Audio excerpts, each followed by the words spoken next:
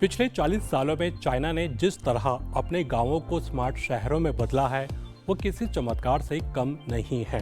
ये कहानी सिर्फ इमारतें खड़ी करने या सड़कें चौड़ी करने की नहीं, बल्कि एक पूरे देश की सोच, नीति और मेहनत की है, जिसने ग्रामीण इलाकों को तकनीक और तरक्की का केंद्र बना दिया। आइए इस सफर को समझते हैं कि कैसे चाइना ने ये कमाल किया और इसके पीछे क्या क्या हुआ। सबसे पहले बात करते हैं 1970 के दशक के अंत की, जब तंग शाओपिंग ने चाइना की बागडोर संभाली। उस वक्त चीन की अर्थव्यवस्था ज्यादातर खेती पर टिकी थी। गांवों में लोग साधारण जिंदगी जीते थे। बिजली पानी जैसी बुनियादी सुविधाएं भी कई जगहों पर नहीं थी। तंग ने देखा कि अगर चाइना को दुनिया में आगे बढ़ना है तो उसे अपनी अर्थव्यवस्था को खोलना होगा। यहीं से शुरू हुआ सुधार और खुलेपन का दौर। तंग ने खास आर्थिक क्षेत्र यानी स्पेशल इकोनॉमिक जोन्स बनाए, जैसे सनचन, जो उस वक्त एक छोटा सा मछुआरों का गांव था। आज सनचन को देखकर कोई नहीं कह सकता कि ये कभी एक साधारण गांव था।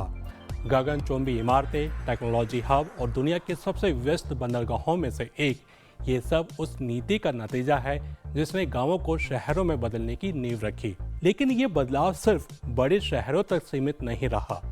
चाइना ने अपने ग्रामीण इलाकों को स्मार्ट बनाने के लिए एक सुनियोजित रणनीति अपनाई। सरकार ने बुनियादी ढांचे पर भारी निवेश किया।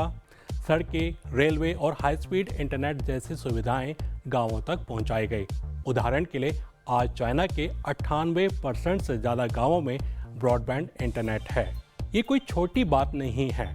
इंटरनेट ने न सिर्फ लोगों को दुनिया से जोड़ा, बल्कि ऑनलाइन कारोबार और डिजिटल सेवाओं का रास्ता भी खोला।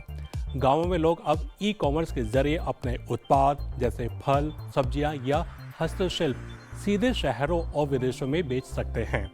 अलीबाबा जैसे प्लेटफॉर्म ने ग्रामीण अर्थव्यवस्था को बूस्ट दिया, जिससे लाखों लोग गरीबी से बाहर निकले। चाइना की स्मार्ट सिटी परियोजनाएं इस बदलाव का सबसे बड़ा उदाहरण है। 2010 के दशक से चाइना ने सैकड़ों स्मार्ट सिटी प्रोजेक्ट शुरू किए।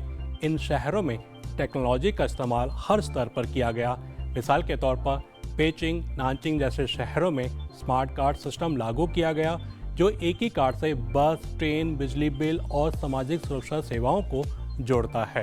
यही नहीं, कई शहरों में स्मार्ट ट्रैफिक सिस्टम है जो रियल टाइम डेटा के जरिए जाम को कम करते हैं। स्मार्ट शहरों में सौर ऊर्जा, इलेक्ट्रिक बसें और जीपीएस से लैस सार्वजनिक परिवहन आम बात हो गई है। ये सब सुनियोजित नीतियों का नतीजा है, जिसमें सरकार, निजी कंपनियां और स्थानीय लोग एक साथ मिलकर काम करते हैं। लेकिन ये बदलाव बिना चुनौतियों के नहीं आया। गांवों से शहरों में लोगों का पलायन बढ़ा, जिससे शहरीकरण की रफ्तार तो बढ़ी, लेकिन गांवों में मजदूरों की कमी हो गई। साथ ही बड़े पैमाने पर निर्माण कार्यों ने पर्यावरण को भी नुकसान पहुंचाया। फिर भी चाइना ने इन समस्याओं से निपटने के लिए कदम उठाए। उदाहरण के लिए हरित ऊर्जा, स्मार्ट रिसाइकलिंग सिस्टम को बढ़ावा दिया गया।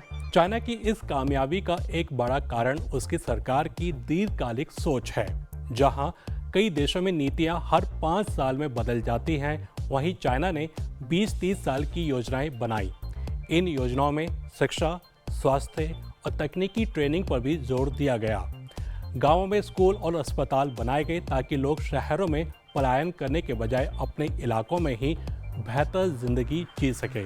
आज चाइना की शहरी आबादी 70 करोड़ से ज़्यादा है और साल 2030 तक इसके 100 करोड़ तक पहुंचने की उम्मीद है।